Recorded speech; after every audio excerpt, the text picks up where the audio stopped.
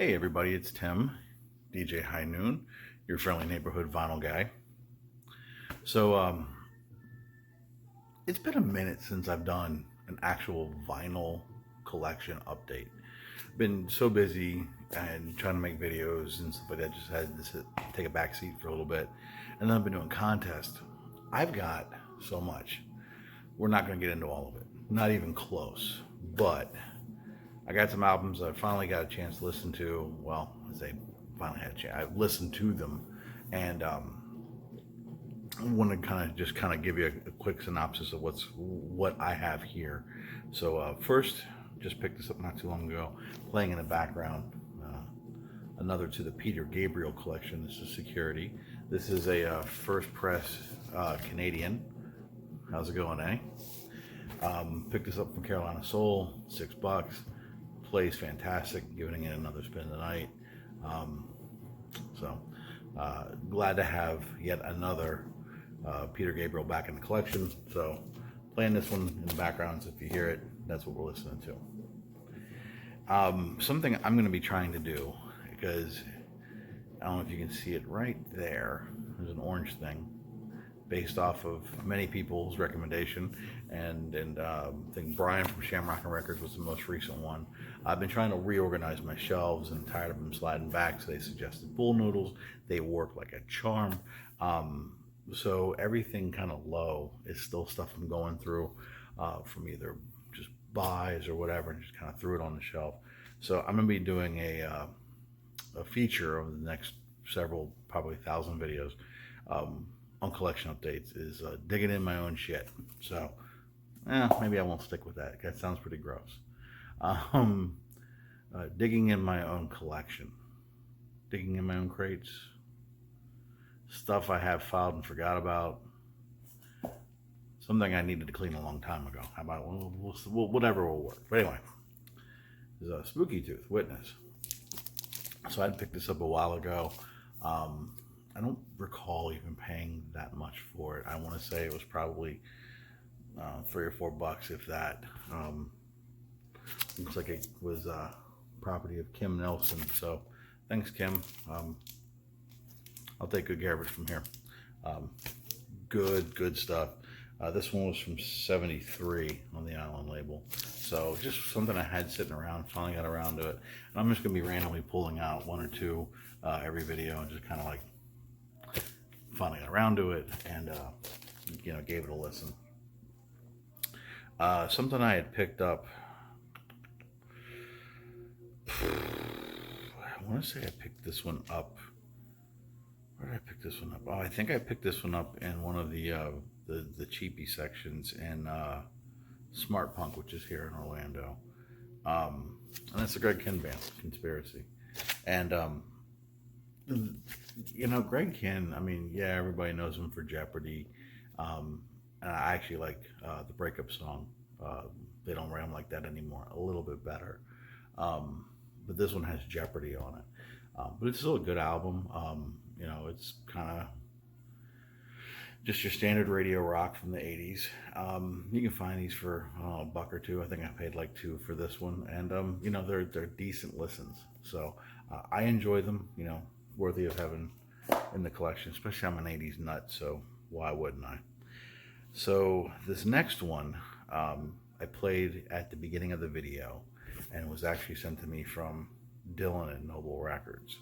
So Dylan had talked about buying a piece of, I think it was a fairly extensive collection from a gentleman who lived in the area, who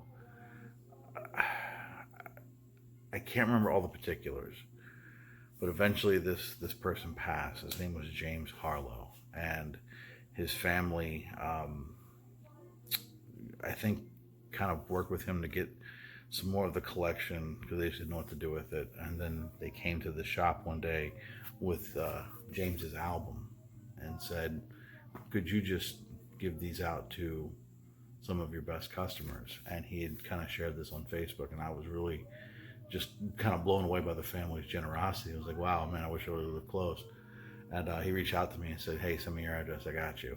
And which was a super touching, gesture on his part. So this is James Harlow's album. I think it's just called James Harlow.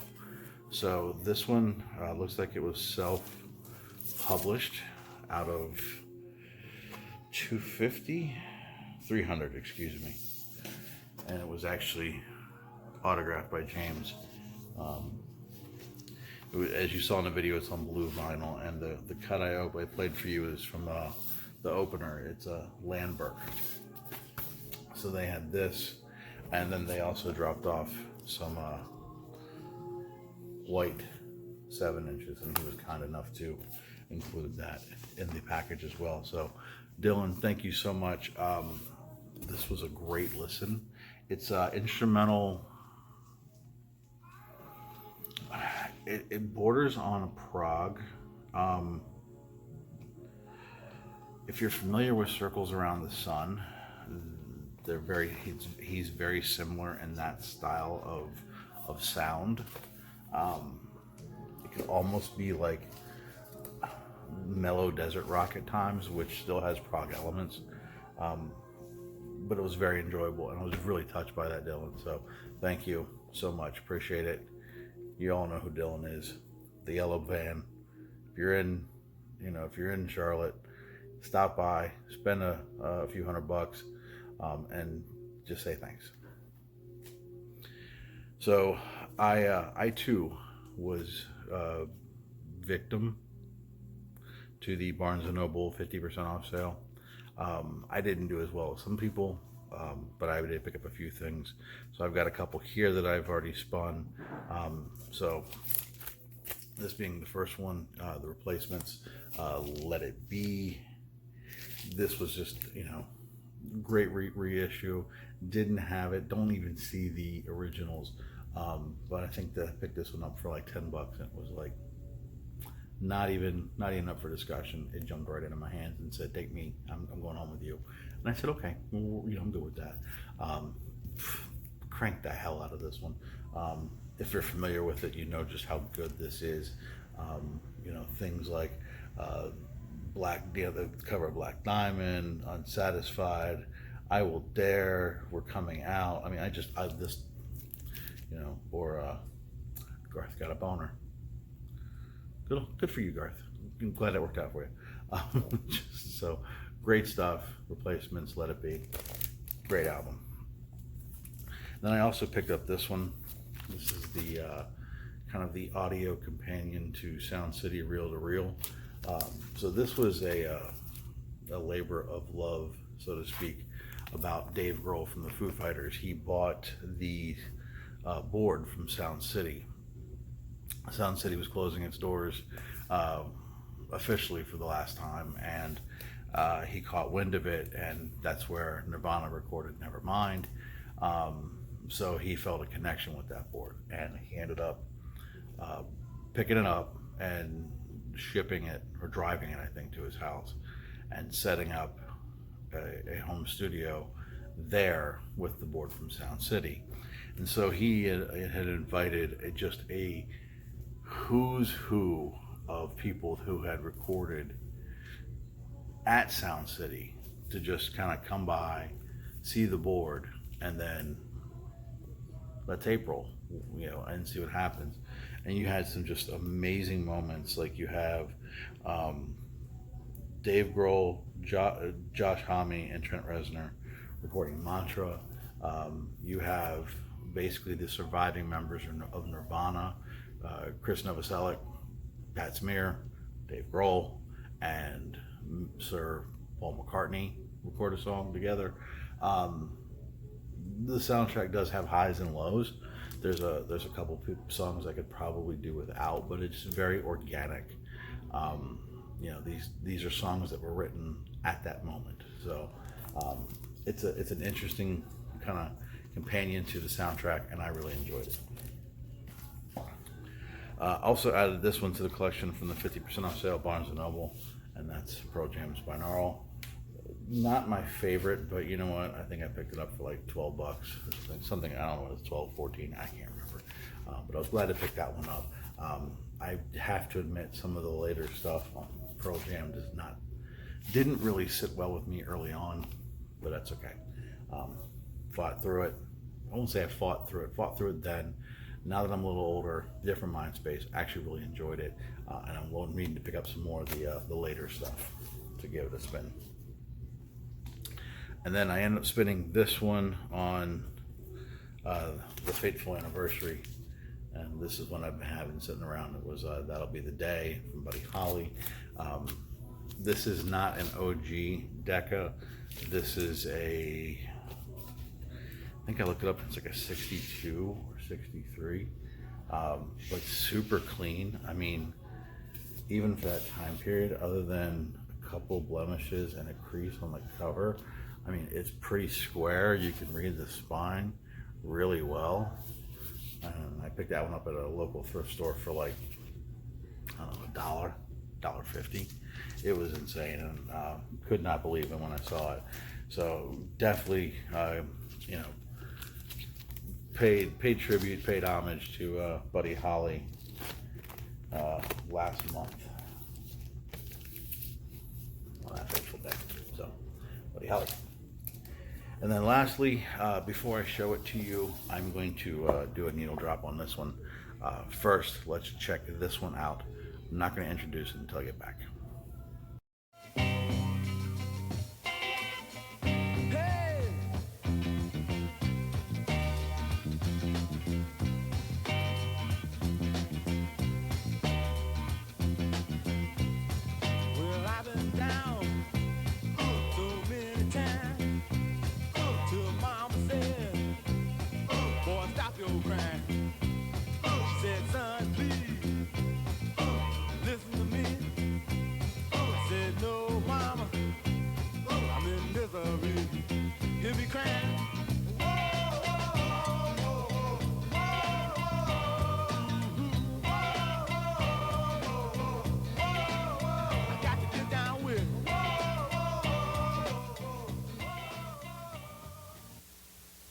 All right, so what you heard is Black Murder. So Black Murder this is a reissue, first off. If you look on Discogs, original presses of this go for median 100, upwards to 150, 175. I had a shop owner play this for me once, and he wasn't selling it. I did ask, and just blew me away. Dripping of funk, it's got a lot of soul, and as you probably heard, just a smidgen, a skosh maybe, a pinch of Hendrix. No, they were all over it. But Black Murder's history goes back a little bit deeper. So they actually were a fairly successful like touring band and house band, and they actually played with Edwin Starr. Yes, that Edwin Starr, War. They actually played on War. They were the kind of the bass band, not obviously the horns and stuff like that, because there's none on this. So this is it's the Hawkins brothers, Anthony and Charles, VC Vise, and Tyrone Height. Excuse me, Tyrone Height. So this came out in 1970, originally on Chess Records, and this is a reissue on Funky Planet. This one got reissued, I think, in 2015. It's only 500 copies, and I had been looking for it. I knew it was reissued, and I had been looking for it, and saw one pop up on eBay, and just done, and just called it a day. Played this one a lot, so they have a very interesting history, and apparently they've recently, in the last few years, got back together and are doing their own thing. This album really didn't take off. 1970, your band's called Black Murder. You're kind of fighting an uphill battle. And then, so the one I played for you was Cynthia Ruth. I'm gonna leave you with one more, just to give you a good taste. But I do recommend, if you're interested, they put out a second album just under the name Murder, and I'm actually looking for that one too. But this one you can really hear a little bit more of the Hendrix. And that one's called That's the Way It Goes. So I'm gonna leave you with that needle drop on the way out. Folks, thanks for watching. Thanks for commenting and everything you do. I'm really trying to get back into videos on a more regular basis. I have